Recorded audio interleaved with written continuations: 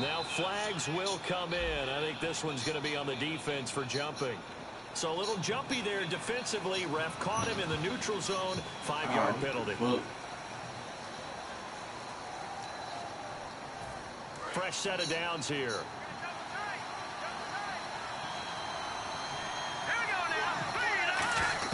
On first down, it's Keenum. And a scary incompletion, almost picked off. It would have been their first INT of the game. Instead, second down. Well, he did almost everything right. Excellent coverage, breaks on the football, just unable to haul it in and take it the other way. So he dropped an interception. The key for him now, don't dwell on it. Just move on to the next play. Now a play fake, and it's Keenum. Hit as he throws there, incomplete. He was looking for Odell Beckham that time, and it's third down. We just saw another example of really good defensive football, which has led to the cushion that they have in this game. Got to him once again, knocked him on the ground, forced an incompletion. Now they've set the tone. It's one thing to set the tone, another to come in here on the road and set the tone. Keenum under a heavy rush, and down he goes.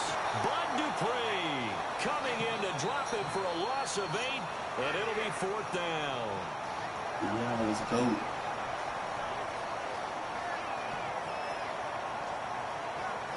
And how about this? 4th and long, and they're going to go for it.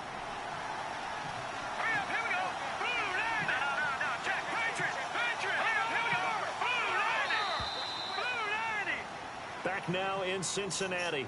It's Bears football, but they trail on the scoreboard as we get set to bring you the fourth quarter. A critical one here if they're going to have any shot at this thing. So they'll go for it on 4th down. Desperation time for Keenum on 4th. Funches with a catch over the middle. Jason Garrett might be wanting to reconsider the decision to go for it there. And it'll be a turnover on downs. The Patriots offense now, they work their way back onto the field. And they're coming off a 3-and-out, my friend. I think they've got to look at that play sheet and go to a spot that they haven't gone before. Time to shake things up a little bit to try and get this offense moving. Okay, so how do you do that? How do you shake things up?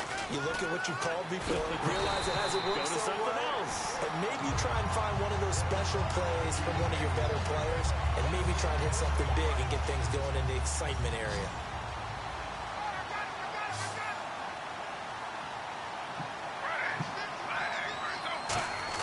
Now Griffin on second down. He's going to fire one deep, middle of the field. And incomplete there. A nice hit. Jars the ball free and brings up third down. On every offensive coordinator, every play caller sheet, they have about 5 or 6 plays per game that they call shot plays or big plays. And you don't get many opportunities to dial them up. And they just did. And they drop it with a great chance to make a big play. That's going to hurt. And that's complete. It's Watson. And he'll be taken down, but not before getting this inside the 30. And when he started rolling left there as a right-handed quarterback, I thought, boy, this third down play is going nowhere. But credit to him, able to pick up the first. And all you righties who are watching the game at home, get out of your chair, get off the couch, move to your left, and then rifle one. You may leave a hole in the wall, as you'll have to explain later, but you'll see how difficult that throw actually was. I remember growing up playing basketball. My coaches always talked about communicating on defense, making sure you talk on defense, know where your screens are, know where the cuts are coming from, who has who. Well, guess what? It's the same thing in football. Even though there's more noise out there, you can hear all the screams of screen, screen. This defense, the bench, everyone let them know what the play was, and that's why they're able to react and knock the ball away. Looking to speed things up here, going with some tempo.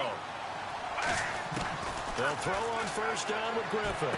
And he'll take it into the end zone for a Patriot touchdown. Benjamin Watson from 10 yards out. And the Patriots add on to their lead. And this is obviously quite a performance. And most of the time when we talk about someone putting a team on their back, I think... Oh, they flip it to the kicker. He looks like he's going to throw it. Oh, my God. Unable to connect. They don't get the two-point conversion here.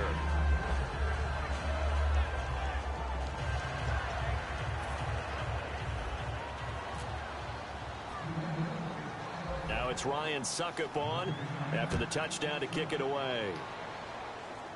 And a short kick, taking it about the 16. And they're going to start this drive in pretty good shape as they get it up past the 30. Onto the field now come the Bears. And last time out, went for it on 4th down, turned it over, gave them great field position, turned it to 6 points, so they've got to recover here, Charles. It's amazing what one decision can do in the chain of events, right? The decision to go for it on 4th down. Caused all of that. It caused every bit of it, but it showed confidence. Hey, I've got confidence in you guys. Go pick it up for it. Didn't happen. Also showed confidence in the defense. They didn't pick up their end of the bargain, so now they've got to come back out and start over and rebuild that confidence. Now a first down throw. Keenum. Caught left side by Funchess. Time for a break. Back to finish it off on EA Sports after this. So 2nd and medium, 2nd and 5 now. They come out 5 wide, 3 of them to the right side. Keenum to throw on 2nd down. And that's incomplete. He was looking for the connection with Devin Funchess. And it's 3rd and 5. It's always tough for the guys throwing the football when they think they've got a completion and the ball's almost there, and then someone sneaks a hand or two in and bats it away.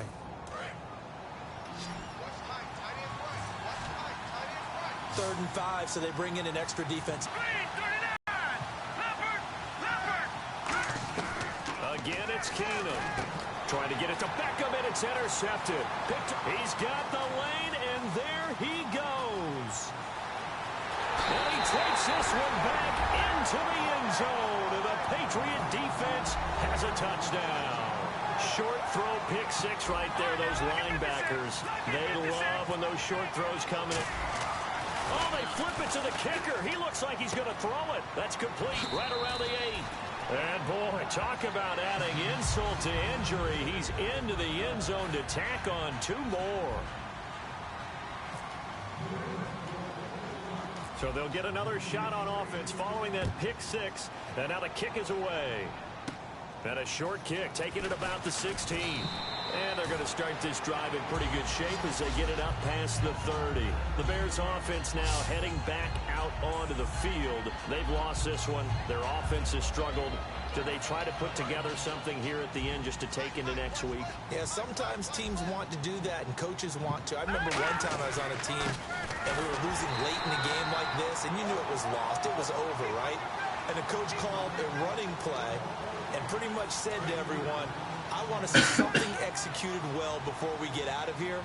And that was the message to the team. Just something to build on. Just something to build on, get it done, and maybe we can look at that and say, we'll get better as we go forward. Completing it here to Marvin Jones. He goes for 18 there as the drive will continue. Looked like the defense put pretty good pressure on him, but he's able to flush out to his right to try and evade people. On the run, had to get on his horse. Still accurately throws a nice pass for a first down. And he's able to take it across midfield before going out of bounds. It's a gain of 5, and that'll make this a 2nd down. If you're running out route, it's likely you're going to end up near the sideline. And what did we just see there? Toe tap. You got it. The benefits of practice. Toe tapping, foot dragging, picking it up, and making sure it was a catch. And Reed with it over the middle. A good pick up there of 20 yards. Partner, it's a lot of fun watching the NFL now, isn't it? Because when the big fella runs routes, it used to be when we were kids, he'd run about 3 different routes, and that was it. Now he can run anything and catch the balls we just saw there. And that one was knocked away, and I think the defenders are going to be a little upset with themselves. They made the play on the football, but that one felt like a forced pass by the quarterback. Thought he had someone open. He really wasn't.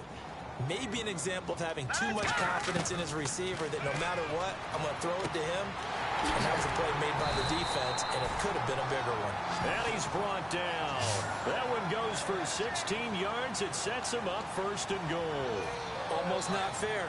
The big guy running the corner route, being able to lean and push and get to where he wants. So how do you stop it? A lot of times you want to have a linebacker on him, a bigger body guy who can handle him physically. And he's across for the touchdown. Too little, too late, but he does get in for 6.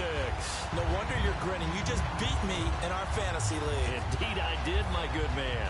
And yeah, that touchdown counts for their team. But I think it counts more for the fantasy guys, doesn't it?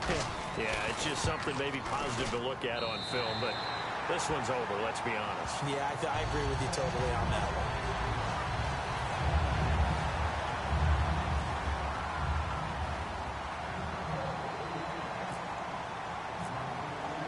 After the touchdown, it's Dawson on to kick it away.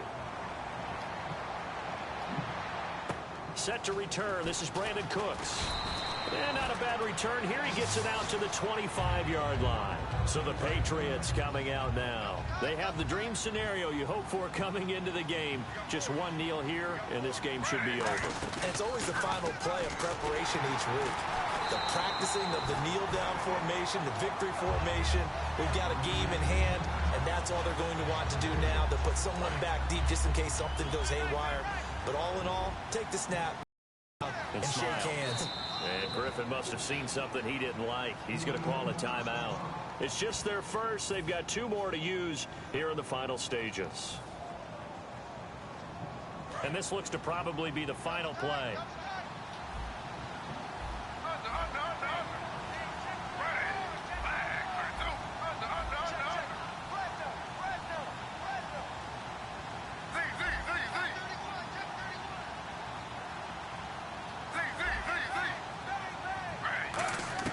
Griffin going to throw it. Flush to his right. And he's going to have to eat this one as down he goes. Well, as always, partner, an extreme pleasure to share a booth with you. I have to say, I am impressed at your discipline because you came here and you...